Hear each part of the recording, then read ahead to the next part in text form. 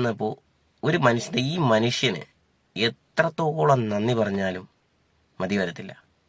ഇദ്ദേഹത്തെ നമ്മൾ ഒരുപാട് കളിയായി, നമ്മളെ ബോച്ചെന്ന് അറിയപ്പെടുന്ന ബേബി ചെമ്മന്നൂർ. പക്ഷെ നമ്മൾ ഒരുപാട് പേര് ഞാൻ വരെ ഇങ്ങനെ ഈ വട്ടാണെന്ന് പറഞ്ഞിട്ടുണ്ട്.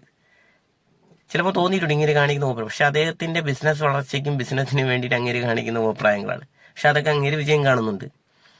ആ മനുഷ്യൻ ഇതിലേക്ക് മുന്നോട്ട് വരികയും തിരുവനന്തപുരം വരെ കാസർഗോഡ് വരെ ഇതിനു വേണ്ടിയിട്ടൊരു ഫണ്ട് ശേഖരണത്തിന് പുള്ളിക്കാരൻ ഇറങ്ങി തിരുവനന്തപുരത്ത് പിശ യാചിച്ചുകൊണ്ടുള്ള ഒരു വീഡിയോ നമ്മൾ അത് കണ്ടപ്പോഴാണ് എല്ലാവരും ശ്രദ്ധിച്ചു തുടങ്ങി.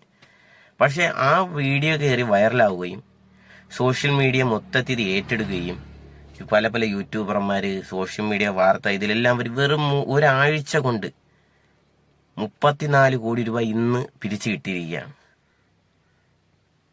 അതുകൊണ്ട് ഈ മനുഷ്യനോട് എത്രത്തോളം നന്ദി പറഞ്ഞാലും മതിയാവില്ല.